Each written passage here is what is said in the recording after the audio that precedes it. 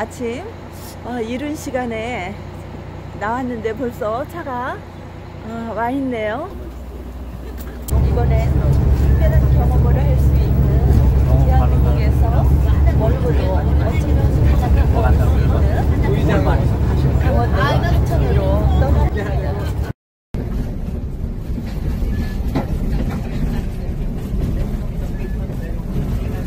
구독, 좋아요는 사랑입니다. 산천어 축제를 하기 위해 공사하는 구간이 있었고요. 평화의 댐 건설을 위해 놓여졌다는 안동 철교를 지나 케이블카 전망대로 가고 있는데요. 좌측 철조망은 군사 지역이라 민간인이 드나들 수 없는 곳으로 평화의 댐 가는 곳까지 철조망으로 쳐져 있습니다. 대한민국 최북단 백암산 케이블카는요, 민간인 통제선인 민통선 내에 위치하고 있기 때문에 사전 신청 접수해야 하고요. 신분증 지참, 당일 신청이나 방문, 개인 승용차는 불가능한데요. 탑승 인원은 하루에 500명으로 케이블카 탑승은 한 대당 46인승인데요. 2대가 왕복 운행한다고 합니다. 저희는 산악회에서 3주 전 모집을 완료해가지고 예약은 2주 전에 했는데요. 단체는 20인 이상이면 가능하다고 합니다. 백암산 케이블카로 가기 위해서는 하천체육관에서 셔틀버스로 환승해야 하지만 해설사님이 우리가 타고 왔던 버스에 탑승해서 함께 동행하기로 했는데요. 출입증을 받고 카메라나 휴대전화를 사용할 수 없도록 스티커를 붙이고 출발하는데요. 스티커를 붙였다 떼었다 하면은 촬영 금지라는 글자가 없어지기 때문에 안 된답니다. 촬영을 하고자 할 땐 군 당국의 허락을 받아야 하고 어길 시에는 3천만 원 이하의 벌금을 처해지니까 유념하세요. 전망대 가기 전 국제아트파크를 경유해 지나쳤는데 폐기된 탱크 및 전쟁 무기로 각종 전시물을 만든 곳이라네요.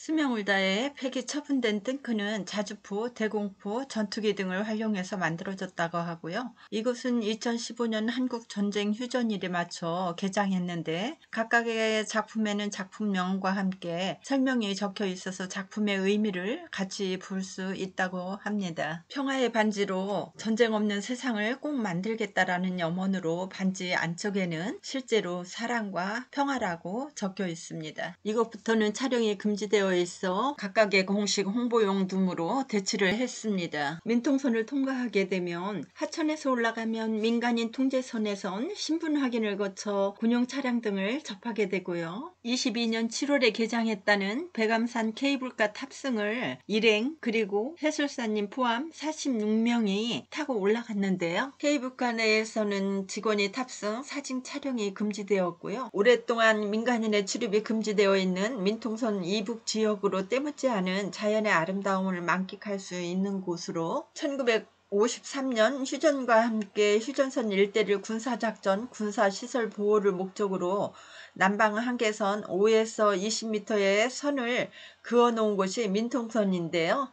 남쪽 경계선으로부터 군사 분계선 인접지역은 일반인 출입을 통제하고 있고요. 국내 최전 민통선 구간을 연결한 백암산 1178m 정상을 케이블카를 타고 민통선 비무장지대 투어가 가능한데요. 케이블카 안 캐빈으로 밑에 전경을 창으로는 전망을 볼 수 있는 이곳에서 천연기념물 사양노루를 볼 수 있다고 하는데요. 야행성 동물이다 보니 쉽게 보여주지 않아 아쉬웠습니다. 국내 최북단 해발 1178m에 위치한 대한민국 최고 높이의 케이블카로 편도 15분 정도 걸려서 백암산 전망대에 도착했습니다. 전망대 안에서는 만원경으로 북한 금강산댐과 남한 평화의 댐을 관측할 수도 있고 북한 주민이 살고 있는 건물도 볼 수 있을 뿐 아니라 청명한 날씨로 금강산도 아주 잘 보였는데요. 설사가 이야기를 마친 후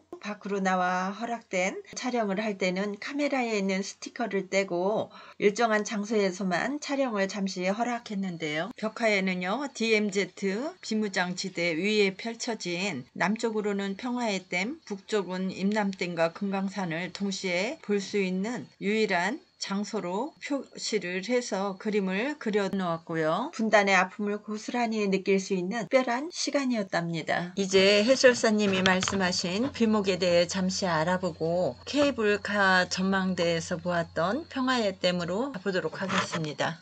누리호 유람선을 타면 평화의 댐을 물 위에서도 볼 수 있다고 합니다. 평화 누리호가 더더욱 길어졌으면 좋겠네요.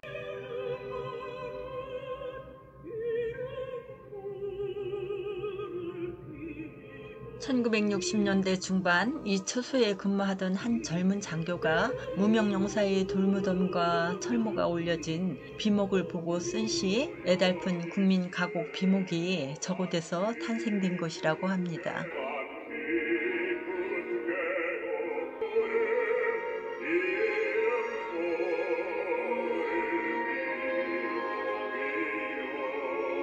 세계 최대의 벽화 트리가트는 북한과 이어져 있는 물줄기로 통일로 나가는 문을 대신 표현한 평화의 댐을 보면서 우리는 분단 국가여서 이렇게 그림으로 표현할 수밖에 없는 현실이 안타까울 뿐이었습니다. 하루에 동시 관광을 할 수 없는 곳을 회원이신 교수 출신인 분과 자문님이 하천군청과 양주군청 그리고 2개 사단의 협조 요청 인가를 받아 1시간 소요되는 거리를 20분에 평화의 댐에 도착했는데요. 먼저 물문화관을 들려보도록 하겠습니다.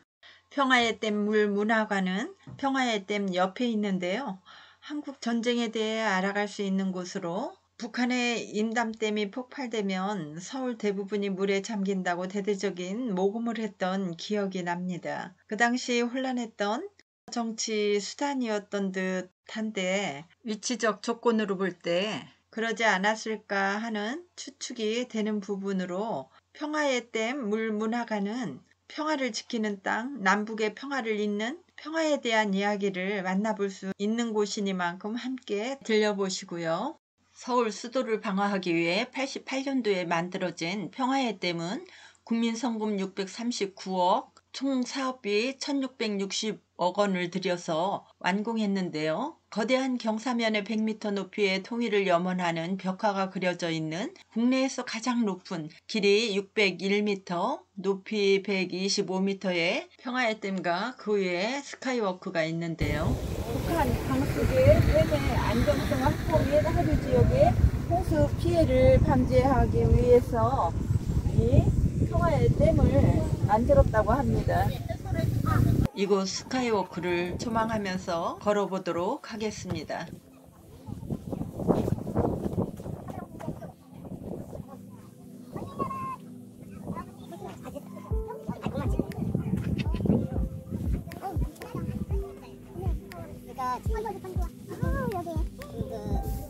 저기 북한에서 오른 저쪽에도 이거는 이곳 댐에 대한 설명은 해수사님께 듣도록 하겠습니다. 아까 그 우리 저쪽에 백암산하고 왔다 갔다 하시는데 그 강원도 관광 해설사 중에 제일 미녀 해설사. 그래서 반갑습니다. 네, 우리 교수님도 오래간만이어서 일행이신 교수님이 해설사님을 소개하시고 이곳에 종이 2개가 보였는데요. 댐에 대한 설명을 잠시 들은 후 그곳으로 가겠습니다. 평화의 댐에선 노벨 평화의 종과 세계 평화의 종 2개가 보였고요. 다른 하나는 세계 평화의 종 공원에 염원의 종이 하나가 더 있습니다. 평화의 종 옆에는 노벨 평화 수상자들의 설명과 함께 악수할 수 있도록 만들어져 있었고요. 세계 평화의 종은 세계 각국의 분쟁 지역에서 수집된 파편들을 모아서 만든 종으로 평화와 생명의 의미를 담고 있다고 하는데요. 이렇게 세계 평화의 종은 1만관으로 만들어졌는데 1관을 분리해서 9,999관으로 그래서 통일이 되는 그날까지 이 떼어진 1관 여기 있는데요. 이 1관을 추가해서 세계 평화의 종을 완성할 것이라고 합니다. 그럼 타종을 하는 곳으로 한번 가보겠습니다. 자, 하나, 둘, 셋. 자, 인물사진. 두 번도 안 닿고 힘차게 잡는 손을 얻어 주시오. 위에 갈수록 더 잘 치시는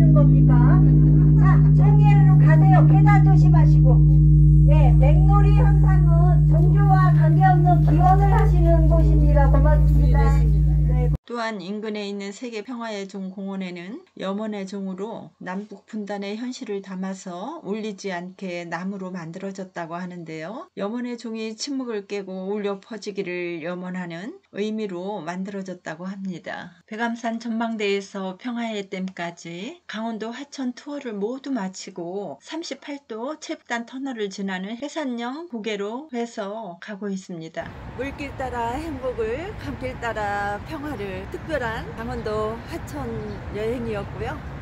오늘 영상 이것으로 마칠게요. 안녕히 계세요. 다음 영상에서 다시 만나요.